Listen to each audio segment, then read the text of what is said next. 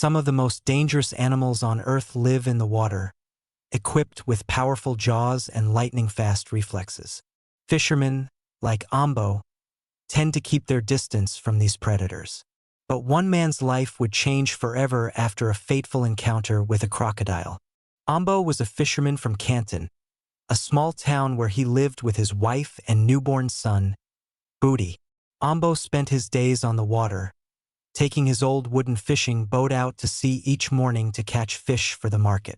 He worked tirelessly to support his family, hoping that one day, his son wouldn't have to live the same hard life he did as a fisherman. Each morning, Ambo would navigate a narrow river that led to the calm waters of the sea. It wasn't an easy task, and he worked alone, preparing the bait, setting up the fishing lines, and getting his boat out each day. But he had grown used to the routine.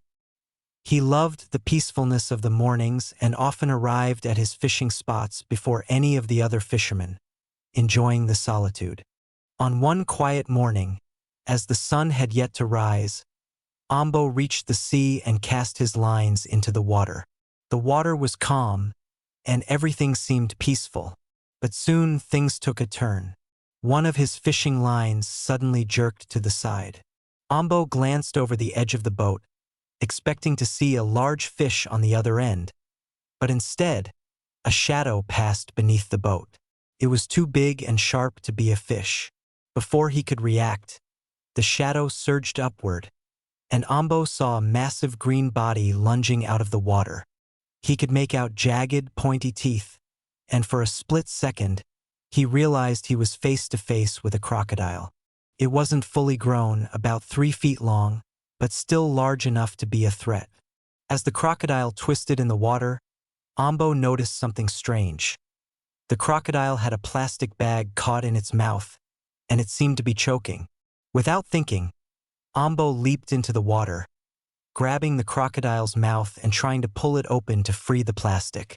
The two wrestled, going under and above the water, but Ambo's strength from years of fishing helped him pull the bag out from the crocodile's mouth. He quickly shoved the animal away to give himself enough time to climb back into the boat. For a brief moment, both Ambo and the crocodile froze, staring at each other. Then, the crocodile swam off into the distance, and Ambo, still in shock, sat back in his boat. His adrenaline was still racing as he calmed down, trying to process what had just happened. But little did he know that wasn't the end of the story. A little later, when Ambo was heading back toward the river, he heard splashing behind him. Turning around, he was shocked to see the same crocodile swimming alongside his boat. At first, Ambo didn't know whether he was in danger, so he sped up. But the crocodile quickly caught up, swimming beside him, and gently nudged the boat. It didn't seem aggressive.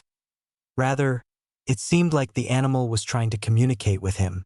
Ambo, unsure of what was happening, tossed the crocodile a fish. To his surprise, the crocodile eagerly snapped it up. She followed the boat all the way back to the river.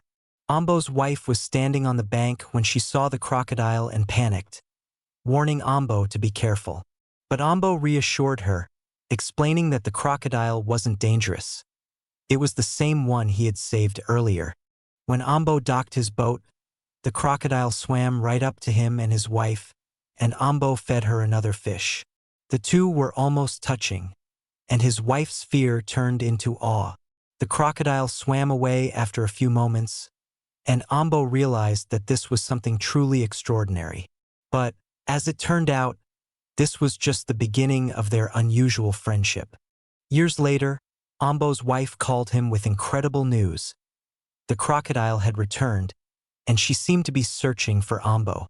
When he returned home, he found that the crocodile, now fully grown and 23 feet long, had come back. She remembered him. Ambo named her Risa, and from that day on, Risa became a regular visitor to their home. She would swim up to the house looking for food, and Ambo would always have something to offer her. Sometimes fish, sometimes chickens. Even when Ambo wasn't home, he arranged for neighbors to feed her, ensuring that she was always cared for. Over time, Ambo's son, Booty, became involved in feeding Risa too. As Booty grew older, he became more and more attached to the crocodile. Feeding Risa became one of his favorite things to do with his father.